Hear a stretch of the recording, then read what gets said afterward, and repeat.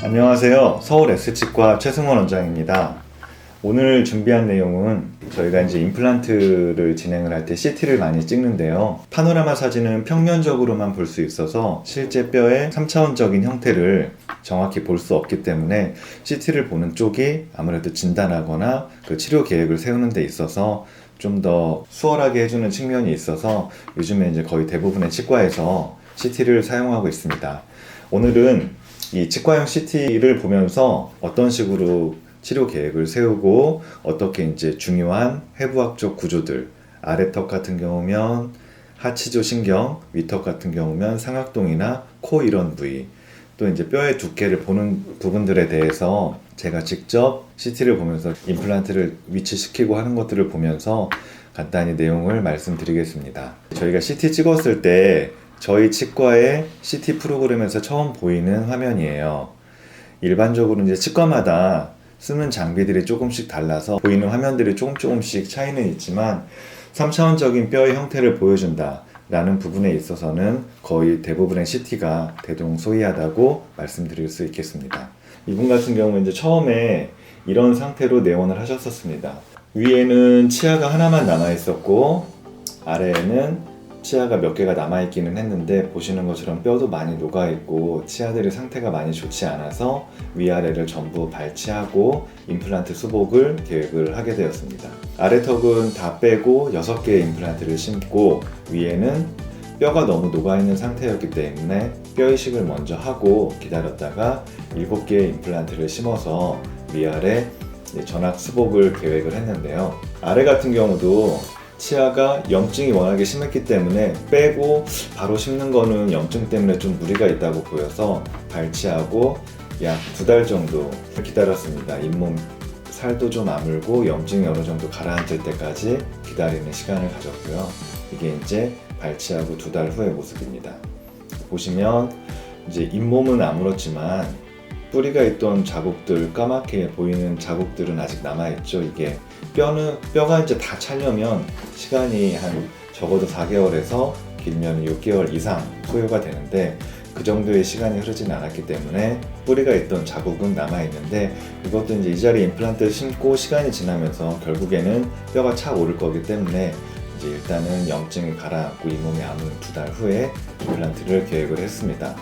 그러면 이제 이 상태에서 먼저 아래턱에 임플란트를 계획을 해야 되는데 CT에 보면 이제 아래턱에 맞춰서 저희가 윤곽선을 잡습니다. 그래서 지금 이제 아래턱뼈가 이 하얗게 거꾸로 된 부메랑처럼 보이는 게 아래턱뼈를 밑에서 바라본 모습이고요. 이제 CT상이 아래턱뼈를 정확히 잡게 하기 위해서 위치를 시킨 결과 이제 아래턱뼈의 모습이 이렇게 보이고 있습니다. 제가 이제 임플란트 식립을 계획할 때는 이렇게 임플란트 메뉴로 넘어가면 아래턱뼈의 모습이 보이고 이곳에 임플란트를 심게 되는데요. 6개 임플란트를 심기로 했었으니까 대략적인 위치에 이렇게 일단 임플란트를 위치시켜 봅니다. 임플란트의 위치는 원래 자연치아 송곳니가 있던 자리, 그 다음에 뒤에 작은 어금니가 있던 자리, 그리고 한 칸 띄어서 큰 어금니가 있던 자리, 이런 식으로 이제 위치를 하게 되는데요. 각각 임플란트를 클릭을 하면 이게 지금 제가 위에서 꺼내와서 뒤집혀져 있는데 이런 식으로 보이게 됩니다. 그래서 보면 이 임플란트, 지금 송곳니 자리에 계획했던 임플란트인데 송곳니 자리는 직경이 4mm에 길이는 여기 파란색으로 잘 안 보이실 수 있는데 10, 11, 12 이렇게 늘어나는데요. 14로 하면 이렇게 늘어나고 보통은 이제 저는 10mm를 기준으로 하고 있기 때문에 송곳니 자리에 4.0의 길이 10mm짜리 임플란트를 계획을 해서 이게 들어간다고 했을 때 주변 뼈가 임플란트를 충분히 담아줄 수가 있잖아요. 그리고 여기서 360도로 돌려보면 실제 이제 임플란트 주변의 뼈가 어떻게 보이는지를 알 수가 있습니다.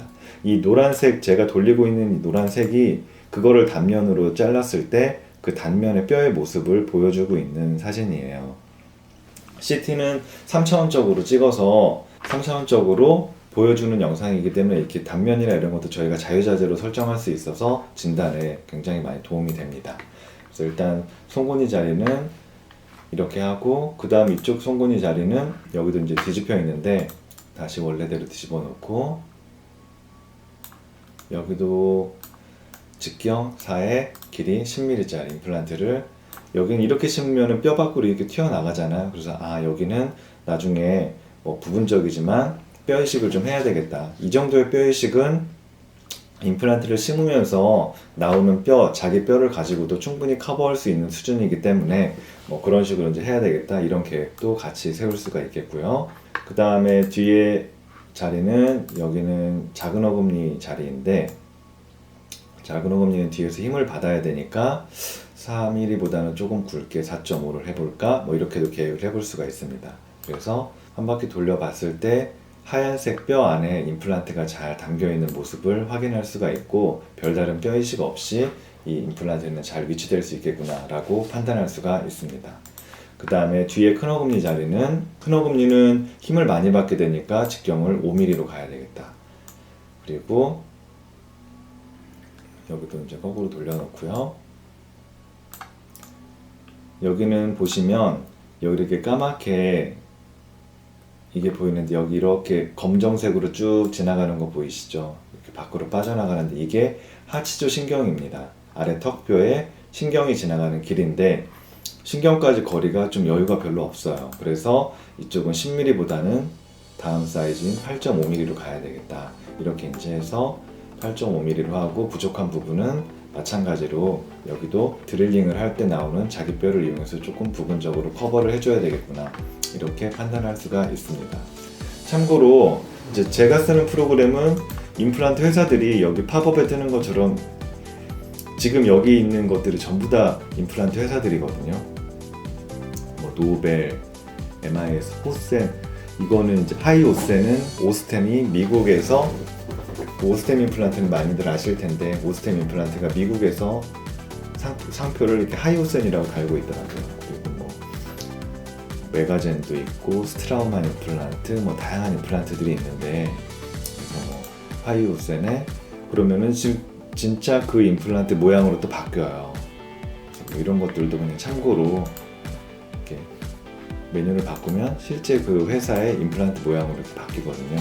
그래서 이제 치과 의사들이 회사마다 그 임플란트 나사의 디자인이나 그 윗부분 모양이 조금씩 다 달라요. 그래서 엑스레이를 봤을 때 이게 이제 주로 우리가 많이 쓰는 임플란트라면은 엑스레이를 봐도 이건 어느 회사 거의 임플란트구나 라는 걸 이제 알 수가 있겠죠.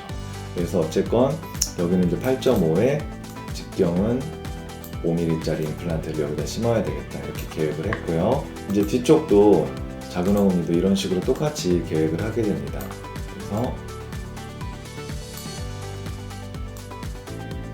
작은 어금니는 힘을 받으니까 직경 4.5에 길이 10mm짜리를 여기다 심어야 되겠다.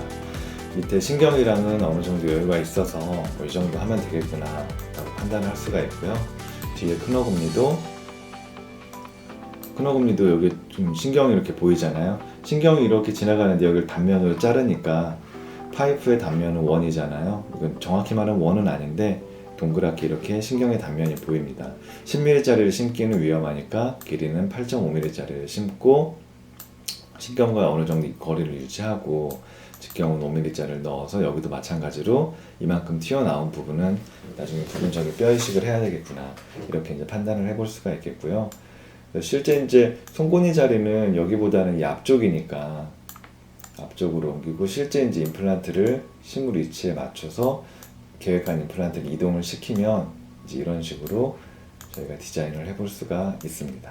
임플란트 계획은 이렇게 세우고 3차원적으로 뼈의 모양을 CT를 통해서 충분히 예상을 했기 때문에 그렇게 해서 이제 필요한 드릴링을 해서 진행을 한 게 그날 임플란트를 심은 게 이제 이런 모습입니다. 이렇게 송곳니 자리와 작은 어금니, 큰 어금니 자리 임플란트를 이와 같이 심었고요. 위에는 임시 틀니를 하고 계셨기 때문에 이분은 그냥 수술한 당일날 본을 떠서 바로 임시치아를 넣었던 케이스입니다. 이와 같이 이제 진행을 했었고요. 제가 지금까지 말씀드린 거는 다소 수동적이라고 해야 되나? 어떻게 보면 CT에서 나오는 정보만을 가지고 이제 제가 손으로 이렇게 이제 임플란트를 그 위치에 맞춰서 심고 뼈나 신경관까지의 거리는 이 정도가 있겠구나 이렇게 이제 판단을 하는 건데, 요즘에 많이 이제 뭐 네이버 같은 데서 광고 하는 거 보면 뭐 내비게이션 임플란트니 이런 것들이 많이 나오잖아요. 지금 국내외를 막론하고 메이저 그 큰 임플란트 회사들은, 어느 정도 규모가 있는 임플란트 회사들은 지금 이렇게 보시는 것처럼 CT나 이런 게 많이 발전이 되어 있어서, 이제 제가 이렇게 CT상에서 계획을 잡잖아요. 직경과 길이를 결정하고 위치와 방향을 이렇게 결정을 해놨다면, 이대로 내가 계획한 대로 임플란트를 심을 수 있게 위해서 장치를 하나 만들 수가 있습니다. 그게 이제 회사마다 부르는 이름이 조금 다르고, 이거를 일반 시민들께 쉽게 이해를 시키기 위해서 뭐 궁리하다, 어떤 분들은 뭐 내비게이션 임플란트다 뭐 이런 말도 쓰는데, 어쨌거나 CT상에서 이와 같이 정확하게 계획을 했던 거를 그대로 구현해내기 위해서 이 위치에 심을 수 있게끔 스텐트라고 부르는 장치를 만들어서, 그 스텐트에 있는 홀을 따라서 그대로 드릴링을 해서 임플란트를 심으면 내가 CT상에서 계획했던 대로 그 자리에 그 깊이에 그 방향대로 임플란트를 심을 수 있기 때문에 이제 CT가 많이 발전하면서 그렇게 됐어요. 제가 처음에 2007년도에 노벨 가이드라고, 그 당시에 이제 국산 임플란트 회사들은 그렇게는 안 했었고, 스웨덴에 노벨 바이오 케어라는 임플란트 회사가 있었는데, 거기에서 이제 노벨 가이드라는 걸 처음 냈었어요. 노벨 가이드를 이용해서 2007년도에 시술을 한번 했었는데, 제가 이런 식으로 CT를 이용해서 내가 원하는 위치에 원하는 방향으로 임플란트를 계획을 해놓으니까, 그 데이터를 보냈더니 스웨덴에서 그 스텐트를 깎아가지고 EMS 택배로 제가 일하던 치과로 배송이 됐었거든요. 그 가이드대로 임플란트를 심었었는데, 그때는 이제 노벨바이오 케어의 본사가 스웨덴에 있었고, 제가 이렇게 계획을 해도 이 데이터를 스웨덴으로 보내서 스웨덴에서 가공을 했어야 했고, 또한 2007년도면 지금 2017년에 아이폰 10이 나왔잖아요. 아이폰 10주년 기념으로 2007년도에는 아이폰 1 딱 첫 번째 아이폰이 나왔던 시제입니다. 그럼 그때 아이폰과 지금의 아이폰 10s, 뭐 10이라고 하니까 아이폰 X, 그럼 아이폰 X의 그 사양 차이나 이런 거는 엄청나잖아요. 그때 10년 전에 2007년도에 최초로 스티브 잡스가 만들었던 아이폰을 가지고 지금 쓰려면 답답해서 못 쓰실 거예요. 그 시절에 데이터를 처리하는 이런 기술들이나 이런 것들이 지금에 비하면 한참 많이 뒤쳐져 있었고, 그래도 그 시절에도 이제 어떻게든 엄청나게 무지막지한 장비가 필요했죠. CT도 엄청 고가였고 장비도 고가였는데, 이게 이제 12년이라는 세월이 지나면서 마치 아이폰 1에서 지금의 아이폰 10s가 나오는 이 시점까지 발전한 것처럼 CT나 이 가공 기술도 3D 프린터나 이런 것들이 나오면서 예전보다는 훨씬 손쉽게 가이드도 만들고 그런 식으로 이제 하는 시대가 되었습니다. 전자제품이나 이런 기술의 발전 속도가 엄청 빠르듯이 앞으로 10년 후에는 또 뭐가 나올지 모르겠어요. 3D 프린터가 지금은 그 의료기관에서 쓰는 재료들은 이게 인체에 무해한지 승인받는 과정이 까다로워서 아직 3D 프린터가 많이 대중화되지는 않았는데, 3D 프린터도 이제 데이터 처리하는 거나 이런 것들이 많이 발전하고, 3D 프린터에 사용하는 재료들이 치과에서 쓸 수 있게끔 허가가 되고 안전한 재료들이 나온다면 3D 프린터를 가지고도 또 못할 게 없겠죠. 심지어는 뭐 교정할 때 교정장치도 3D 프린터로 그냥 바로 출력해서 쓸 수도 있는 거고, 아예 그냥 치과에서 이것도 지금 현재도 이제 데이터를 보내면 오스템이나 뭐 덴티움이나 국산 임플란트 회사들에서 그 스텐트라는 걸 가공을 해야 되는데 그게 시간이 좀 걸리거든요. 근데 3D 프린터가 대중화되면 10년 정도 후에는 그냥 마치 지금 당일 수복을 하듯이 당일 가서 CT 찍고 당일날 가이드가 나와서 바로 뭐 심을 수 있는 뭐 그런 식으로도 그건 틀림없이 바뀔 거라고 생각이 돼요. 워낙에 이제 기술이 빨리 발전하니까. 그래서 오늘은 이제 CT를 보면서 어떻게 임플란트를 계획을 하고 임플란트를 심는지에 대해서 간단히 말씀을 드렸어요. 치과에서 CT 찍고 이걸 가지고 이제 어떻게 그 치과 의사들이 뭘 가지고 계획을 세고 하는지 궁금하셨을 분들이 많으셨을 것 같은데, 이런 식으로 CT는 굉장히 많은 정보를 보여주고요. 임플란트를 심어도 이와 같이 360도로 돌리면서 임플란트 주변의 뼈 상태나 이런 것들이 어떤지 체크를 할 수 있어서 저희가 이제 임플란트 시술을 하는 데 있어서 굉장히 많은 도움을 주고 있습니다. 오늘은 여기까지고요. 오늘도 이렇게 시청해 주셔서 감사드립니다. 서울 S치과 최승원이었습니다. 감사합니다.